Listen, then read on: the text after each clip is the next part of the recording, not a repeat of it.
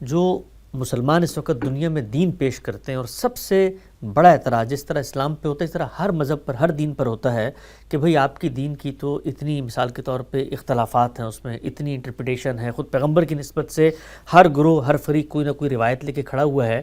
تو اگر اس کو یہاں پلیس کر دیا جائے کہ اصل دین قرآن و سنت میں محفوظ ترین شکل میں موجود ہے اور وہ مکمل دین ہے، اس میں ایک مسلمان کو پیدائش سے لے کر قبر تک کے جتنے معاملات درپیش ہوں گے اس سے متعلق ہدایت دے دی گئی ہے، اصولی ہدایت ہے، اس کا کہیں پہ نئی صورتحال میں اطلاق بھی کیا جائے گا، وہ علماء بھی کرتے ہیں، خود ساتھ ماپ کے زمانے میں صحابہ نے بھی کیا، اس میں اختلافات ہوتے رہیں گے، لیکن جو بنیادی دین ہے اس میں کوئی اختلاف نہیں ہے۔ اور پھر یہ جو روایات ہیں ہمارے سامنے آتی ہیں، اس کی بنیاد پر علماء ایک فہم بھی بناتے ہیں، تو اس میں ایک عام آدمی کو اول تو الجھنے کی ضرورت نہیں، اس لیے کہ یہ علم کی بحث ہے، علماء آپس میں کریں گے۔ دوسرا یہ کہ جو اصل دین ہے اس پر کوئی فرق واقع نہیں ہوتا اگر ان روایتوں کے اندر کوئی اس طرح کی بات بھی آ جائے جو ایک عام آدمی کے لیے قابل قبول نہیں ہوتی۔ اس میں کیا شبہ، یہ علم ہے، تو جس طریقے سے علماء اپنی بات کہتے ہیں اس کو دلیل کی بنیاد پر دیکھا جاتا ہے، اسی طرح یہاں پر بھی دیکھا جاتا ہے کہ رسالت بآب صلی اللہ علیہ وسلم کی اس کی نسبت کیا نوعیت ہے، اس کی تحقیق کی جاتی ہے۔ تو یہ علم ہے، یعنی گویا یوں سمجھ لیجئے کہ ایک چیز متن ہے، ایک چیز اصل ہے، اس کی فروع بیان ہوئی ہیں۔ متن ہے تو اس کی کوئی شرح کر دی گئی ہے، اجمال ہے تو اس کی کوئی تفصیل بیان کر دی گئی ہے۔ تو اس طریقے سے ہم باقی علوم میں بھی اسی طرح دوسروں سے استفادہ کرتے ہیں۔ علماء بھی یہی کام کر رہے ہیں۔ جب ایک عالم قرآن مجید کی تفسیر لکھتا ہے یا کوئی عالم آپ کے سامنے کوئی فقہی احکام کا مجموعہ مرتب کر کے رکھتا ہے تو وہ کیا کرتا ہے؟ وہ یہی خدمت انجام دیتا ہے۔ تو یہ خدمت سب سے پہلے جس ہستی نے انجام دی ہے وہ رسالت مآب صلی اللہ علیہ وسلم کی ہستی ہے۔ اب رسالت مآب صلی اللہ علیہ وسلم اللہ کے پیغمبر ہیں، تو پیغمبر کی حیثیت سے آپ کی بات فیصلہ کن ہے اس معاملے میں، البتہ اس کی تحقیق ضروری ہے۔ تو یہ دو چیزیں بالکل الگ الگ ہیں، ایک ہے دین اور اس کی وہ ہدایت جو اللہ کی طرف سے ملی ہے، ایک اس دین کا علم، یعنی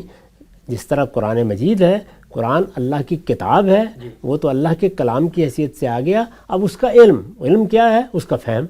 یعنی قرآن کو جب ہم سمجھتے ہیں تو کیا سمجھا ہم نے، تو اس کو بیان کر دیتے ہیں، تو اس سے ایک تفسیر وجود میں آ جاتی ہے۔ تو آپ دیکھیے کہ قرآن مجید تو ایک مختصر سی کتاب ہے، 500-600 صفحے کی، تفسیریں بعض اوقات کئی مجلدات پر پھیل جاتی ہیں، اس لیے کہ اس میں لوگ اپنا فہم بیان کر رہے ہوتے ہیں۔ تو یہی معاملہ روایات کا بھی ہے۔ روایات میں بھی آپ دیکھیں کہ وہ کئی ہزار کی تعداد میں ہے، کیوں؟ اس لیے کہ وہ پیغمبر کے پورے احوال کو بیان کر رہی ہیں، جو کچھ بھی میسر آ سکے ہیں، یعنی آپ نے کام کیا کیا ہے، آپ نے بات کیا کی ہے، آپ نے کسی چیز پر عمل کس طریقے سے کیا ہے، اس کو بیان کیا جاتا ہے۔ تو لوگ ان دونوں چیزوں میں فرق نہیں کر پاتے کہ ایک کا تعلق دین کے کانٹینٹ سے ہے، وہ قرآن و سنت ہے، ایک کا تعلق اس کانٹینٹ کی شرح و وضاحت سے، اس کے اطلاق سے، اس کے اجمال کی تفصیل سے ہے۔ یہ جتنی چیزیں ہیں یہ سب علم سے متعلق ہوتی ہیں، اور یہ کام وہی کام ہے جو علماء قیامت تک کرتے رہیں گے۔ اس کی ابتدا رسالت مآب صلی اللہ علیہ وسلم نے کر دی ہے، اور آخری شکل میں وہ ہمارے پاس موجود ہے۔ ٹھیک، اچھا ہم سب آخری سوال اس موضوع سے متعلق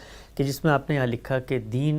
میں جو ہدایات بیان ہوئی ہے، رسالت صلی اللہ علیہ وسلم نے اس پہ عمل کیا ہے، تو آپ کا جو عمل کا نمونہ، علم و عمل کی روایت حدیث میں نقل ہوتی ہے، اور دین پر عمل کا جو نمونہ ہے وہی بہترین نمونہ ہے، اسی کو اسوہ حسنہ سے تعبیر کیا جاتا ہے۔ اور تفہیم و تبیین، دین نے اصولی ہدایت دی، آپ صلی اللہ علیہ وسلم نے اس کے اطلاقات کیے ہیں یا اس کے عقلی لسانی مضمرات کو کھولا ہے۔ تو یہ آرگومنٹ 1 منٹ کے لیے اگر ہم یہ کہیں کہ نہیں، دین میں جو حدیث کا ذخیرہ ہے اس میں مستقل بذات عقید و عمل کی نئی چیزیں بھی منتقل ہوئی ہیں جو اصل دین قرآن و سنت میں نہیں ہیں، تو اس سے جو خود قرآن نے اپنی حیثیت مقرر کی تھی کہ میں میزان ہوں دین کے معاملے میں حق و باطل کا فیصلہ کروں گا، تو پھر اس کا مطلب یہ ہے کہ پھر وہ قرآن کے ساتھ ساتھ اگر ہم یہ آرگومنٹ مان لیتے ہیں تو پھر ایک تو قرآن کی وہ حیثیت میزان باقی نہیں رہتی، اور دوسرا یہ کہ پھر ایک اور چیز کو ہمیں میزان کی جگہ پر لا کر کھڑا کرنا پڑے گا جس سے پھر ہم نے حق و باطل کے فیصلے کروانے ہیں۔ یہی ہوگا، یعنی یہی نتائج نکلیں گے اس کے بعد۔ تو قرآن کی حیثیت اسی لیے پہلے واضح کر دی گئی ہے، سنت کیا ہے اس کو متعین کر دیا گیا ہے، پھر یہ بتایا گیا ہے، یہ جہاں سے آپ پڑھ رہے ہیں کہ ہمارے پاس اخبار احاد سے جو رسالت پہ آپ کی ہدایت پہنچی ہے اس کی کیا نوعیت ہے۔